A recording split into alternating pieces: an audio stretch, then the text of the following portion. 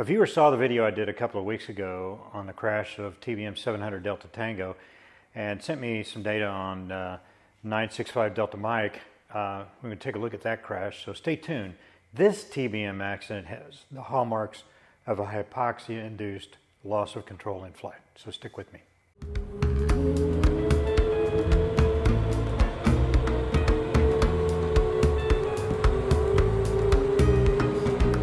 Hi, I'm Scott Perdue, and today on Flywire, we're going to look at the crash of TBM 965 Delta Mike on 2 October 2020 in Corfu, New York, which is just east of Buffalo, New York, in the western part of the state.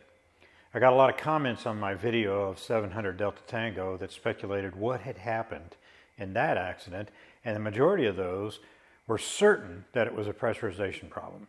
The problem with speculating on how you feel is that your theory must conform to the facts of the case.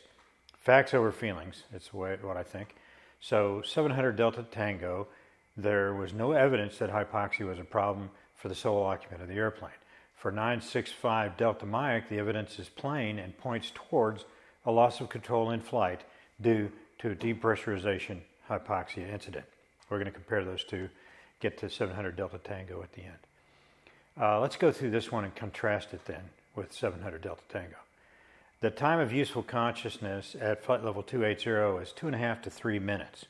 But it's important to realize that that number is based on explosive depressurization. And you know, the TBM actually has a nearly automatic pressurization system. It's very good, and it's easy to forget it's there because it works so well, but it doesn't always, nothing does. The front seats also have quick dawn oxygen masks just above the shoulder for each pilot station. And in the case of 965 Delta Mike, I doubt it was an explosive depress, because the simple reason is you can't miss that when it happens. It's very loud, crap flies everywhere, and it gets very cold real quick. The pilots trained to don their oxygen masks in seconds for incidents just like that. So the odds are the pilot would have noticed, donned the mask, stayed awake, declared an emergency, and landed as soon as practical. But none of that happened. So I don't think it was an explosive depress. So why do I think this was a slow depressurization hypoxia event? 965 Delta Mike flew from Buffalo, New York to Manchester, New Hampshire to pick up a passenger. And then at 10:19 in the morning, it turned right around and flew back to Buffalo, climbed at 280. Didn't take on gas or anything, just one person.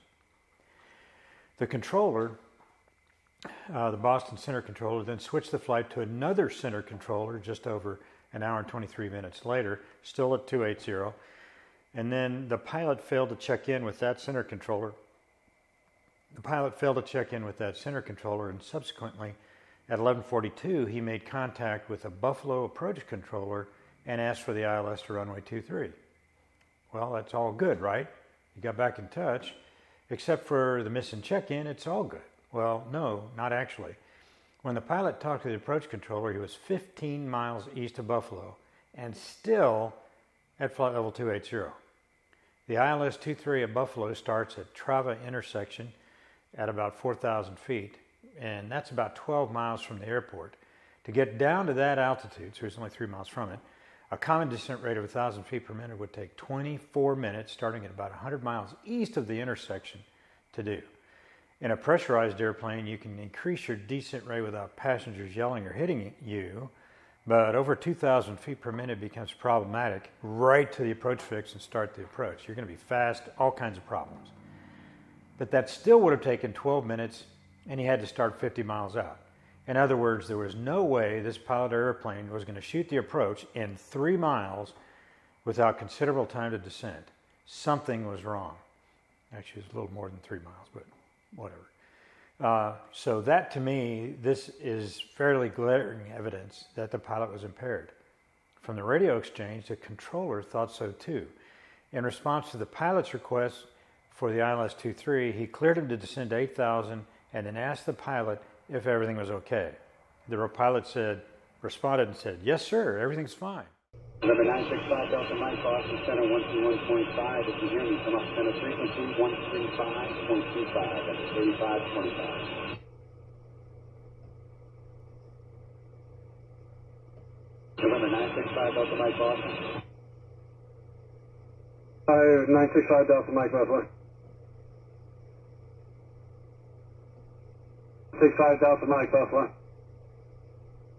965 Delta Mike Buffalo Tower, your frequency with you. Is that 965 Delta Mike Buffalo? Approach TBM 965 Delta Mike. TBM 965 Delta Mike Buffalo. 965 Delta Mike. I somehow lost comm with center, but I'm landing in Buffalo. IFR flight plan. Okay, TBM 965 Delta Mike. For now, maintain flight level 280, and we've been trying to get a hold of you. We're going to work out with the center. I'll get you lower here shortly. Okay, sir, and I'd like vectors to the ILS 23, please. 965 Delta Mike. TBM 5 Delta Mike, to set and maintain 8,000, expect the ILS from 823. Everything okay up there? Yes, sir, everything's fine. 965 Delta Mike. Delta Mike, Roger. Integrated site, 02 Whiskey. Cherokee 02 Whiskey, change of visor frequency to approved, smart. Yeah, 02. TBM 5 Delta Mike, just going to leave it direct to the airport, and we'll just bring him all the way box you back around on the left downwind for the ILS. 965 Delta Mike.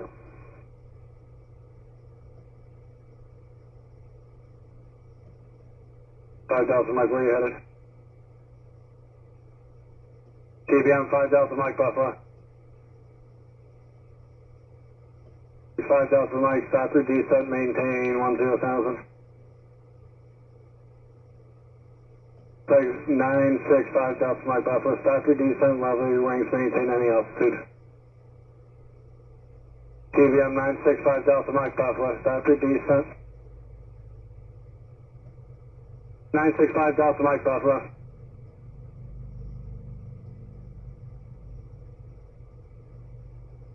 TBM 965 Delta Mike, Buffalo. 965 Delta Mike, Buffalo, out of here.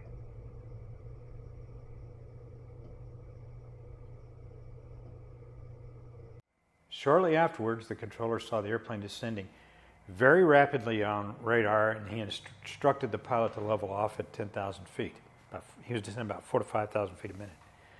Despite several attempts, the pilot never responded to another communication. So the TBM was cruising at about 250 knots ground speed at 280, and during the descent it accelerated over 500 knots, but it was very late in the descent. The preliminary report stated the descent rate was 13,800 feet per minute, and it made one 360-degree turn before radar contact was lost. The remains were located in a wooded, swampy area, and apparently the engine was found in the crater 15 feet deep. And there was a post-crash fire, so he had fuel on board the airplane. What this reveals is that the pilot probably lost control of the airplane in the descent, most likely trying to hand fly instead of using the autopilot. The descent required would not have been easy to do on autopilot, not in that short amount of time with as much altitude to lose.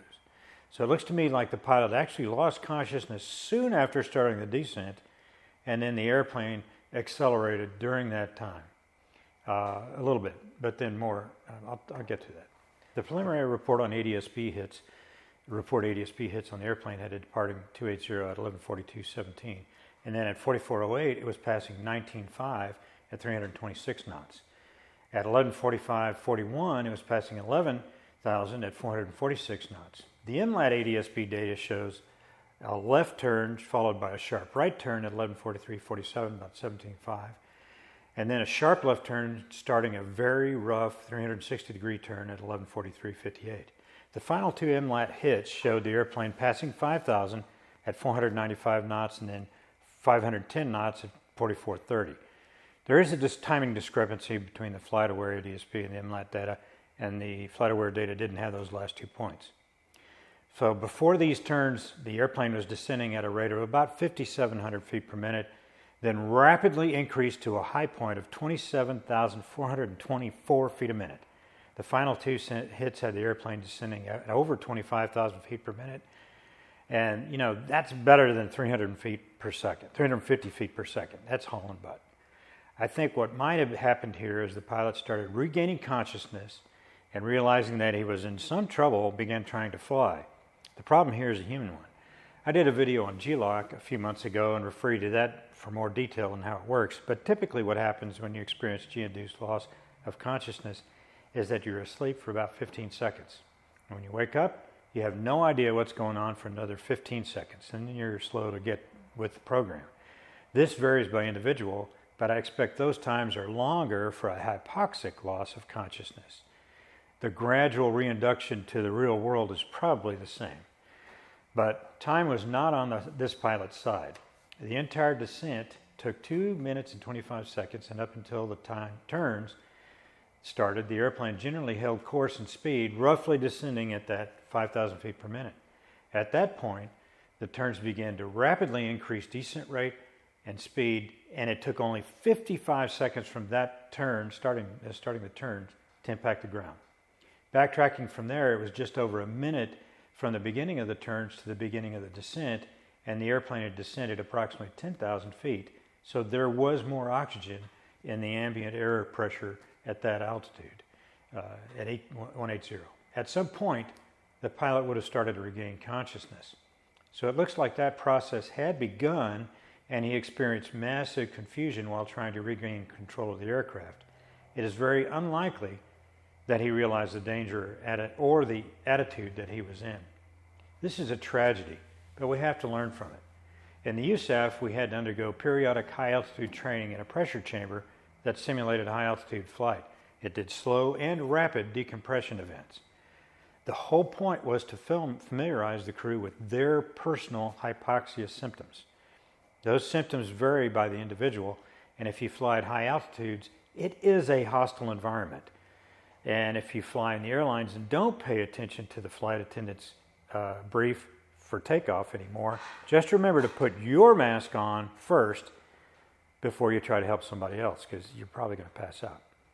If you fly a pressurized airplane by yourself, get to know your personal hypoxia symptoms. You got to mitigate the risk. That's the way you do it, so you know something's happened. You're not giddy, or there's all kinds of different things that happen. It just depends on you. So now let's compare what happened with the TBM 700 Delta Tango and 965 Delta Mike.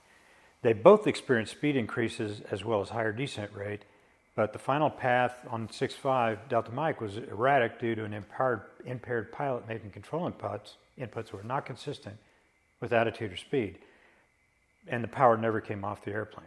700 Delta Tango, on the other hand, did experience high descent rates, but nothing like 965 Delta Mike. It did not change course erratically. It meant one turn and then basically tried to pull out just before impact. The speed never increased appreciably, which says to me that the power probably was reduced. Still running, but reduced. It was an upset that was not recovered. The pilot was not impaired. You got to remember those radio calls at 11,000 feet. He's talking just fine to the controller, and hypoxia is very unlikely at that altitude. I mean, people live at that altitude. The accidents unfolded in completely different ways, and the crash of 965 Delta Mike was highly likely due to a pressurization problem leading to loss of control. 700 Delta Tango was also loss of control, but for a vastly different reason. There are only a few ways for that to happen to that airplane, so I refer you to that video for more opinion/info on that. So there you have it. I hope you liked the video. If you did, hit like and subscribe. It looks a bit like this here. And I'd like to thank my Patreon supporters here as well. Y'all keep me on track, and I appreciate it. If you'd like to support the channel, I'll leave a link below to the Flywire Patreon page. Thanks for watching, and I'll see you next time on Flywire.